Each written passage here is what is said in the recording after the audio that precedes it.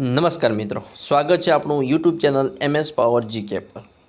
આજે તારીખ 9 માર્ચ 2026ના મહત્વપૂર્ણ કરંટ અફેર્સ આપણે આ વિડીયોમાં જાણીશું।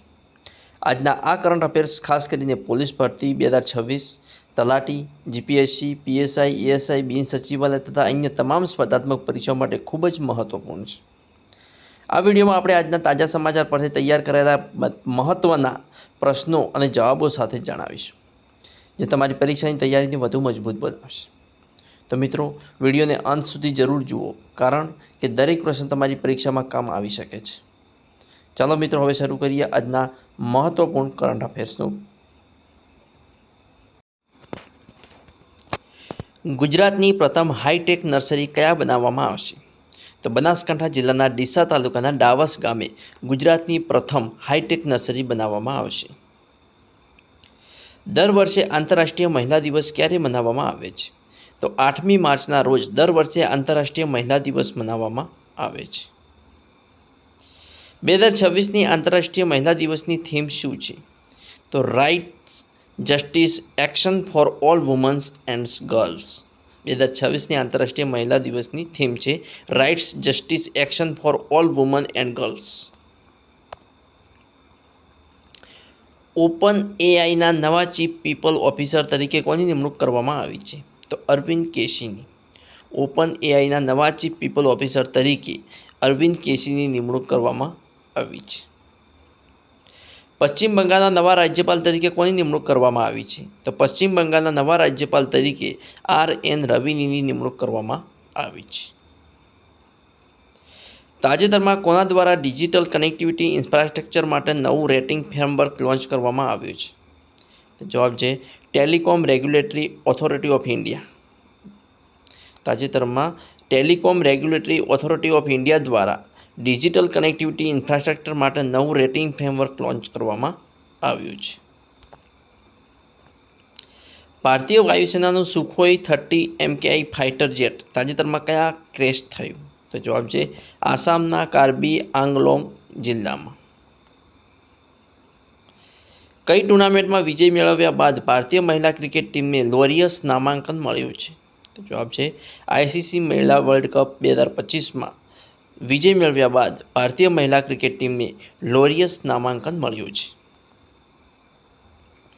ભારત અને સ્વીડન વચ્ચેના કયા પ્રોગ્રામ હેઠળ આર્ટિફિશિયલ ઇન્ટેલિજન્સ કોરિડોર લોન્ચ કરવામાં આવ્યો છે? તો જવાબ છે સીટેક પ્રોગ્રામ હેઠળ। ભારત અને સ્વીડન વચ્ચે સીટેક પ્રોગ્રામ હેઠળ આર્ટિફિશિયલ ઇન્ટેલિજન્સ કોરિડોર લોન્ચ કરવામાં આવ્યો છે। National para table tennis championship 2025-26 કયા શહેરમાં યોજાઈ હતી? તો જવાબ છે ઇન્દોર શહેરમાં। National para table tennis championship 2025-26 ઇન્દોરમાં યોજાઈ હતી।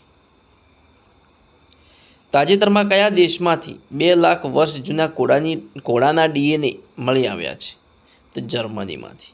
તાજેતરમાં જર્મનીમાંથી 2 લાખ વર્ષ જૂના ઘોડાના DNA મળી આવ્યા છે। જન ઔષધિ દિવસ દર વર્ષે કઈ તારીખે મનાવવામાં આવે છે? તો જન ઔષધિ દિવસ દર વર્ષે 7 માર્ચના રોજ મનાવવામાં આવે છે। 7 માર્ચ જન ઔષધિ દિવસ। ગૃહ મંત્રાલય દ્વારા આતંકવાદ સામે કઈ નવી રાષ્ટ્રીય નીતિ લોન્ચ કરવામાં આવી છે? તો પ્રહાર નીતિ। ગૃહ મંત્રાલય દ્વારા આતંકવાદ સામે પ્રહાર નીતિ લોન્ચ કરવામાં આવી છે। અમેરિકાના કયા રાજ્યમાં મહાત્મા ગાંધીની પ્રથમ પ્રતિમાનું અનાવરણ કરવામાં આવ્યું? તો મોન્ટાના। અમેરિકાના મોન્ટાના રાજ્યમાં મહાત્મા ગાંધીની પ્રથમ પ્રતિમાનું અનાવરણ કરવામાં આવ્યું। ભારત અને યુરોપિયન યુનિયન વચ્ચે કેટલા વર્ષ માટે મોસ્ટ ફેવર્ડ નેશન સ્ટેટસ આપવાના કરાર થયા છે? તો 5 વર્ષ। ભારત અને યુરોપિયન યુનિયન વચ્ચે 5 વર્ષ માટે મોસ્ટ ફેવર્ડ નેશન સ્ટેટસ આપવા કરાર થયા છે। યુરોપિયન યુનિયનનું મુખ્ય મથક ક્યાં આવેલું છે? તો બ્રુસેલ્સ, બેલ્જિયમ। યુરોપિયન યુનિયનનું મુખ્ય મથક બ્રુસેલ્સ, બેલ્જિયમ ખાતે આવેલું છે। ભારતના હાલના મુખ્ય ચૂંટણી કમિશનર કોણ છે? જ્ઞાનેશ કુમાર। ભારતના હાલના મુખ્ય ચૂંટણી કમિશનર કોણ છે? જ્ઞાનેશ કુમાર। ભારત બહાર પ્રથમ જન ઔષધિ કેન્દ્ર કયા દેશમાં શરૂ કરવામાં આવ્યું છે? તો મોરેશિયસમાં। ભારત બહાર પ્રથમ જન ઔષધિ કેન્દ્ર મોરેશિયસમાં શરૂ કરવામાં આવ્યું છે? તો મિત્રો, આજના કરંટ અફેર્સનો વિડીયો અહીં આટલે પૂરો થાય છે. આવતીકાલે નેક્સ્ટ આવા મોસ્ટ આઈએમપી કરંટ અફેર્સનો વિડીયો જોવા મારી ચેનલને સબસ્ક્રાઈબ કરવાનું અને તમારા મિત્રો સાથે લિંક શેર કરવાનું ના ભૂલતા. Thanks for watching my video.